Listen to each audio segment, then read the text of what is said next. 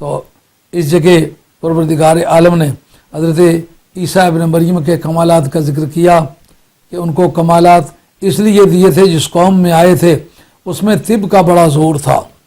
طبابت میں یہ بات مانی جا چکی تھی کہ مادرزاد نابینائی ایک مرض ہے، دریافت ہو گیا ہے پر دور نہیں ہوتا۔ جزام کوڑ کا مرض، جزام، یہ بھی ایک مرض ہے، دریافت ہو گیا ہے مگر اس کا ازالہ نہیں ہوتا، شفا حاصل نہیں ہو سکتی، یہ کیوریبل نہیں ہے، انکیوریبل ہے، یہ قابل شفا نہیں ہے۔ یہ پتہ چل گیا کہ موت بھی ایک مرض ہے، آ جاتا ہے پر جاتا نہیں۔ اب جب اس مقام پر آ کر کے طبیبوں کے گھوڑے اس ساحل پر کھڑے ہو کر لنگڑے ہو گئے، آگے چل نہ سکے، اس اگلے سمندر کے سفر کے لیے پھر حضرت عیسیٰ علیہ السلام تشریف لائے، کہا تمہارے گھوڑے یہ پانی پار نہیں کر سکتے، آؤ موت کے بارے میں، پھل بیری کے مرض کے بارے میں، مادرزاد نابینائی کے بارے میں تمہارا خیال ہے کہ یہ امراض ہیں، یہ جاتے نہیں۔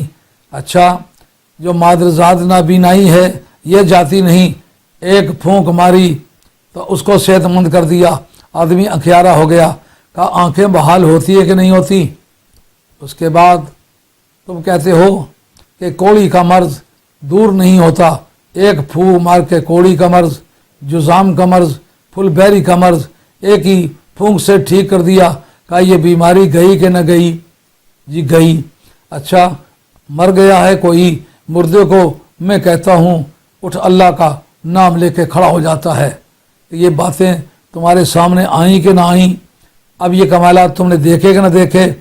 تو دن کی روشنی میں یہ کمالات دیکھنے کے بعد ان کے قتل کے درپے ہوئے، اور کون سا وہ آزار ہے جو حضرت عیسیٰ علیہ السلام کو پہنچانے کی ناپاک تدابیر نہیں کی۔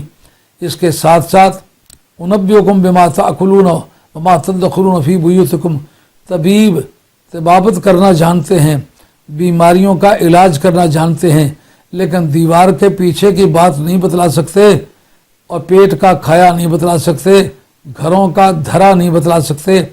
میں وہ اللہ کا پیغمبر ہوں، میں چاہوں تو تمہارے پیٹوں کا کھایا ہوا بتلاؤں تمہارے پیٹ میں کیا ہے، اور یہ چاہوں کہ تم گھروں میں کیا چھوڑ کے آئے وہ چاہوں تو بتلاؤں۔ اخلق لکم من الطین کہیئۃ الطیر فانفخ فیہ فیکون طیرا باذن اللہ، میں چاہوں تو مٹی کی چڑیا بناؤں، پھونک ماروں تو وہ اڑنے لگ جائے۔ معلوم ہے یہ پھونکوں کا قصہ بھی پرانا ہے، بشرطے کہ پھونک مارنے کا ڈھنگ آتا ہو۔ اگر پھونک کے مارنے کا ڈھنگ نہ آتا ہو تو کہیں پھونکوں میں تاثیر کوئی نہیں، یہ سراسر غلط ہے۔ آدم علیہ السلام کا پیکر انسری تیار ہوا تو قرآن کہتا ہے فَإِذَا سَوَّيْتُهُ وَنَفَخْتُ فِيهِ مِن رُّوحِي فَقَعُوا لَهُ ساجدین، کہ جو میں اس کا پیکر انسری مکمل طور پر تیار کر دوں اور اس کو ٹیپ کا بند مار دوں اور اس کے اندر میں روح پھونک دوں، شف کر کے پھونکوں، تو پھر فَقَعُوا لَهُ ساجدین، تو تم اس کے سامنے سجدے میں گر جانا۔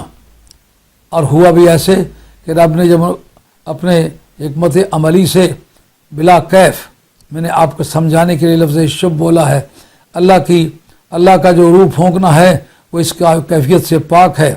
اللہ نے اپنے بے کیف پھونک سے جو انہیں روح پھونکی، اٹھ بیٹھے، اس وقت فرشتوں کو حکم ہے اس کے سامنے سجدہ کرو۔ تو جو تو اولاد آدم میں سے ہوگا اس کو تو تسلیم کرنا پڑے گا کہ میرا باپ ہی پھونکوں سے بنا ہے، تو پھر پھونک کا میں انکار کیوں کروں؟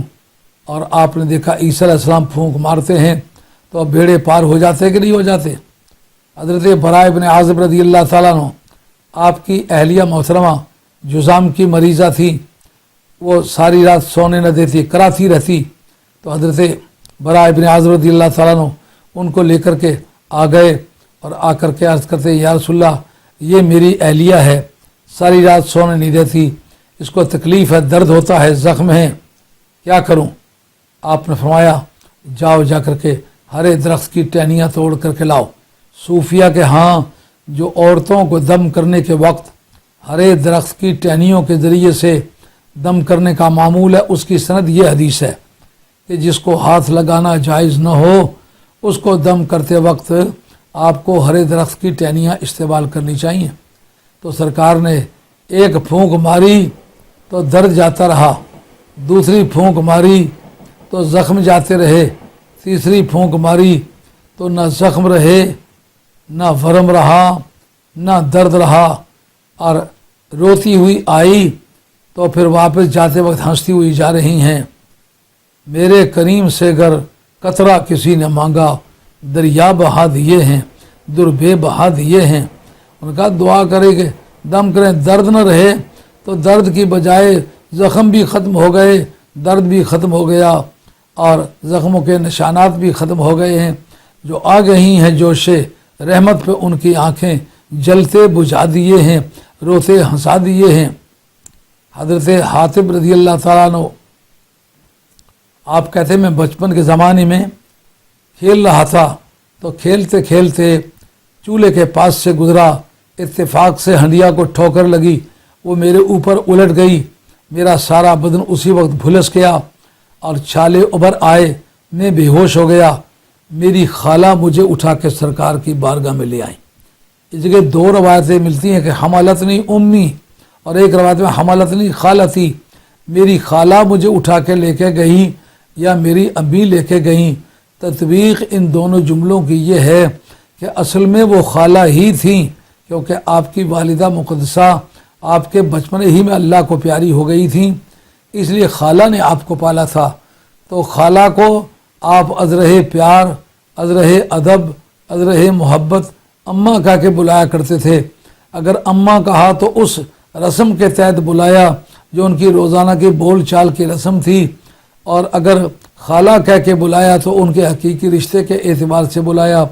बाहर नौ हजूर की बारगाह में ला के उन्हें पेश किया, कहा या रसूलुल्लाह सल्लल्लाहु अलैहि वसल्लम, ये रहा इब्न हातिब जिसको आप देख रहे हैं। ये पहचान इसलिए कराई कि उबलती हांडी उनके ऊपर उबलने की वजह से उनका बदन भुलस गया, छाले उभर आए, पहचाना न जा सके, इस वजह से उन्हें पहचान कराना पड़ी। वगरना सरकार सहाबा के बच्चों से इतना लगाव रखते कि माँ बाप से बच्चे इतना प्यार न करते जितना सरकार से करते। सरकार को बच्चों की खूब पहचान थी, मगर इसलिए बताना पड़ा कि उनके चेहरे का रंग बदल गया, छाले उभर आए, ज़ख्मी हो गया। तो आप नबी करीम अलैहिस्सलाम आप दम फरमाने कहते अज़ाब अल्बास रब्बुन्नास, इस तकलीफ़ को दूर कर दे जो सब लोगों का रब है। अज़ाबा को आप फ़ेल माजी तस्लीम करें, जुमला दुआइया तस्लीम करें, और रब्बुन्नास को उसका फ़ाइल तस्लीम करें। इसका माना इस तकलीफ़ को जो सारे दुनिया का, सारे इंसानों का रब है, वो दूर फरमाए। पहली फूंक मारी, छाले बैठ गए, दूसरी फूंक मारी, छालों वाले ज़ख्म बराबर हो गए, होश आ गए, और जिस वक्त तीसरी फूंक मारी, ना दर्द है, ना वर्म है, ना छाले हैं, ना ज़ख्म हैं। कहते हैं जिस जगह जाके अपना खेल छोड़ा था वापस आके वहीं से खेलने लगा। जो आ गई हैं जोशे रहमत पे उनकी आंखें जलते बुझा दिए हैं, रोते हंसा दिए हैं।